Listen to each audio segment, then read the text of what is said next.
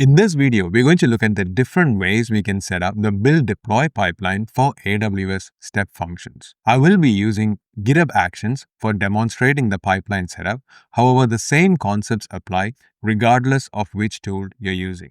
We will start by looking at a workflow defined directly as an ASL file. Then we will see what it looks like when the workflow is completely defined in CDK using native constructs. And finally, we'll take a look at a hybrid approach where we still make advantage of the visual editor and the ASL and use CDK for the setup. Hello everyone, my name is Rahul and welcome back to this YouTube channel. If you're new here, I make videos on .NET, Cloud and DevOps. This video is part of my AWS Step Function series, and thanks to AWS for sponsoring it. Here in Visual Studio Code, I have the existing solution open that I have been using along in this series. So here I have the user onboarding ASL file, which is a step function that's completely defined in the ASL using the visual editor. So you can see the complete workflow here and also the code behind this. So now this is a complete JSON file and you can see the actual raw JSON file as well if you ignore the editor. Now let's see how we can deploy this file into our AWS account in the GitHub Actions. Now in this specific workflow file, I have the resources hard-coded inside them. So if I look at the Lambda invoke, you can see the specific Lambda function that we are invoking being hard-coded in the JSON file. So this file is very specific for an environment. Let's see how to deploy this and we'll talk about how to cater for multiple environments. So I already have the GitHub Actions written out. So here we have the GitHub Workflows folder and I have the file which is for ASL, which is the AWS Step Functions. Now, if you're familiar with GitHub Actions, this uses the YAML format and it has a specific format that you need to use to set up the actions. Now, if you're completely new to GitHub Actions, there are other videos in this channel that will help you to get started. Basically, the workflow file consists of jobs, which further contains steps. So here we have the single job that deploys the AWS step function, which has multiple steps. So we are checking out the code, configuring the AWS credentials to deploy to our account, and we are deploying the step function. Now I have already set up the AWS access key and the secret key as secrets inside my GitHub repository. You can also use OIDC to connect and establish the connection. Now in the deploy step functions, I have written a script which basically helps us deploy. This uses the AWS CLI to deploy the step functions. So you can see the AWS step functions call being made inside the script. Now the AWS step function CLI provides two different methods to create or update a workflow. So here we have the create state machine and also the update state machine, which means if the workflow is already existing, we need to use the update call. And if it's a completely new, we need to use the create. So inside my workflow file, I'm first checking whether the workflow with the name exists. So I have the name hard-coded here. We're also specifying the role ARN that this workflow file needs to execute in my account. Now this is also currently specified as a secret.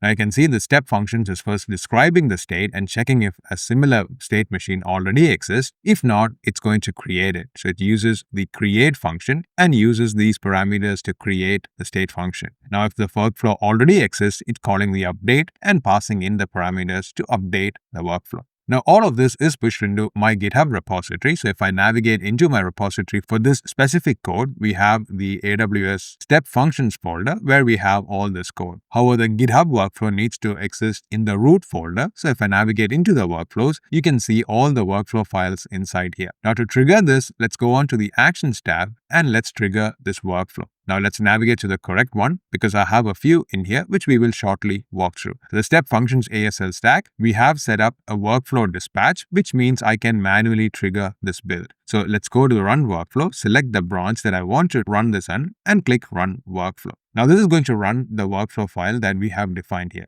Now once run, it starts the workflow steps and it starts the job. So if we navigate into here, we can see the AWS step functions job and the different steps. Now this is trying to deploy the state machine function. So it says state machine does not exist and it's creating a new state machine. Now the deploy step is complete. So if I switch over to my state machines and refresh this, you can see the user onboarding ASL, which is a new workflow that was just created by this step. So if I navigate into it, you can see the workflow. You can start an execution for this. pass in the parameters and click execute. You can see the exact same workflow, and now this is being executed. Now in this specific case, the resources, the DynamoDB, AWS, SQS, etc. was hard-coded inside the workflow file, which means this is hard to use for a specific environment because you are hard-coding into the ASL file. Now the easy way to fix that would be to make that as parameters. So if I navigate back into my VS Code, if I navigate into user onboarding CDK ASL JSON, in this, I'm not hard coding the credentials. So you can go to the Lambda invoke, and under the variables, you can see that this is using a parameter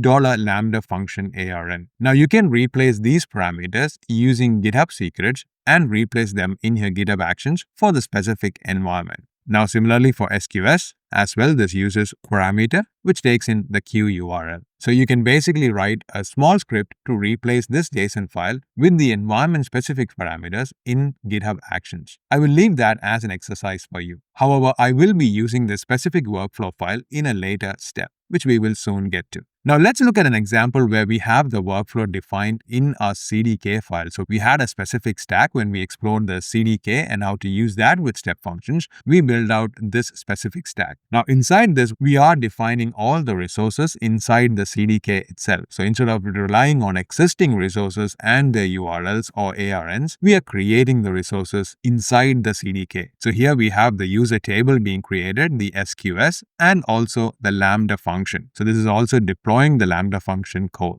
Now once we are defining the entire state machine inside this. So you can see we are creating the new pass, the pass state, etc., which we completely walked through in my CDK video on step functions. Now we saw that we can easily deploy this using the CDK deploy. So moving this into GitHub Actions is also exactly the same. So if we navigate into the GitHub Workflows file, we have an AWS step functions -cdk.yml, which does exactly that. Now here we are specifying the AWS credentials, setting up the account, and we are restoring the CDK project, doing a build and running CDK deploy.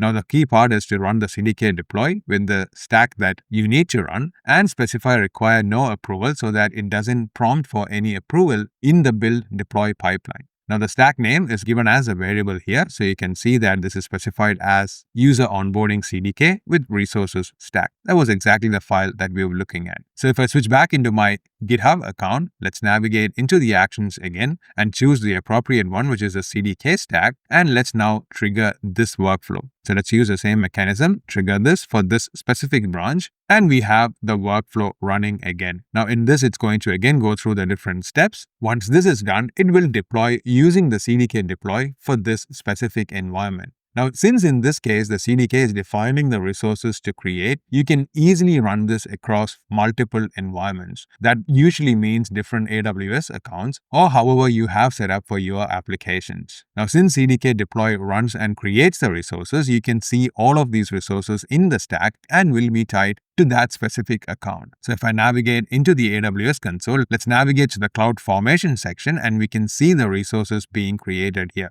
So you can see the user onboarding CDK with resources stack, and it is currently being deployed. So if I navigate to the resources, you can see all the resources that is being created. So we are creating a user table, a queue, the Lambda function, and also the actual step function. All of this is defined using native CDK constructs. Let's wait for this deploy to complete. The deployment is complete, so we can navigate into each of these resources. So let's navigate to the DynamoDB table and also to the step function. So let's navigate to the state machines and we can see CDK user onboarding with resources. Let's click execute, pass in the values and start the execution. Now this again is going to trigger the workflow. So you can see the exact same workflow in this case. Now the Lambda function and everything is now tied to this specific cloud stack that we created. So if I navigate into the DynamoDB table that we created newly and explore table items, you can see the new item that we just created, which is user 12345. By using CDK, we were able to completely create the resources and also easily set it up on the GitHub Actions. However, I feel like I'm missing out on one of the main superpowers of step functions, that is using the Visual Builder to create the workflow file. Now in this case, I had to create it completely in code,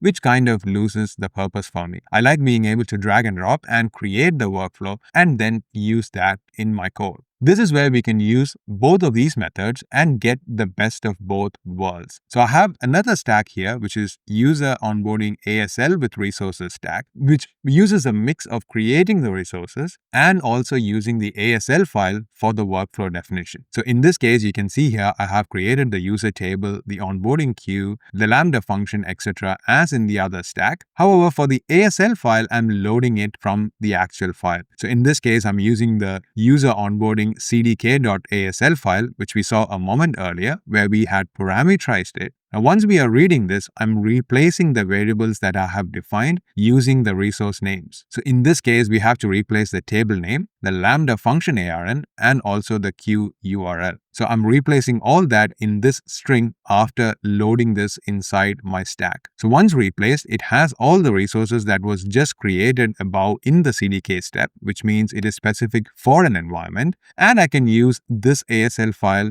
to deploy the workflow step function. So I don't have to create all the step function in my CDK code. So if I navigate into the CDK ASL JSON, you can see all these different variables inside this. So the send SQS message uses the argument QURL, the Lambda function uses the Lambda function ARN, etc. So all of these gets replaced when we are deploying for an environment. Now you still get the benefit of dragging and dropping and creating the workflow, and you can still easily deploy this using CDK. Now if I switch back to my GitHub, let's navigate to the CDK plus ASL stack and let's run this workflow. This workflow again is having the exact same steps as the previous workflow because this is basically running CDK. The only difference is inside it, one of the steps is using to load the ASL file and then deploy that. The deployment is in progress, so you can see here a new stack is being created and it is setting up new resources. So you can see the user table, the onboarding queue, and the other resources being created as part of this CDK deploy.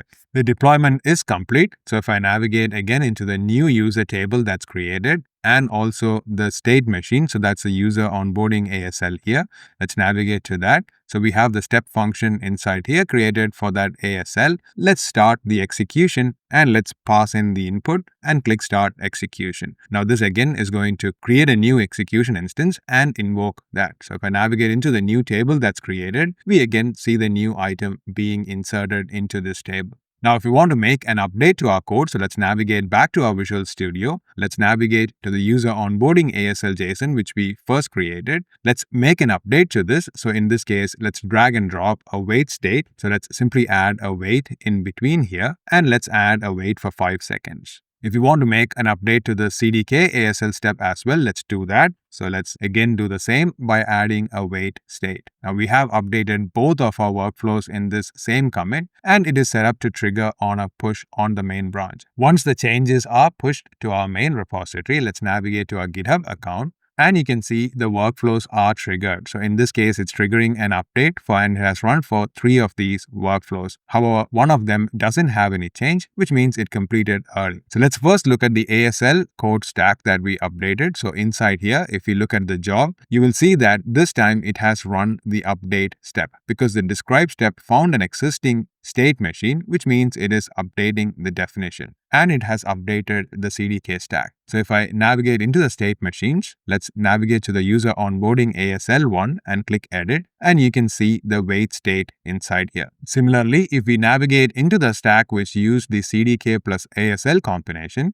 and click edit, you can see that this also now has the wait state. So the workflow was successfully updated from our source code push using the GitHub Actions build. So now we have the build deploy pipeline successfully set up, which means any changes that you make to this repository will automatically be updated onto your workflow functions. Now, using the hybrid approach of CDK along with the ASL gives the best workflow structure when working with step functions. However, this might change based on your team and also how you have structured your step functions. I hope you liked this video and found it useful. Please make sure to hit the like button and also subscribe to this YouTube channel if you want to be notified of future videos. It also helps me to grow this channel. Thank you and see you soon in the next video.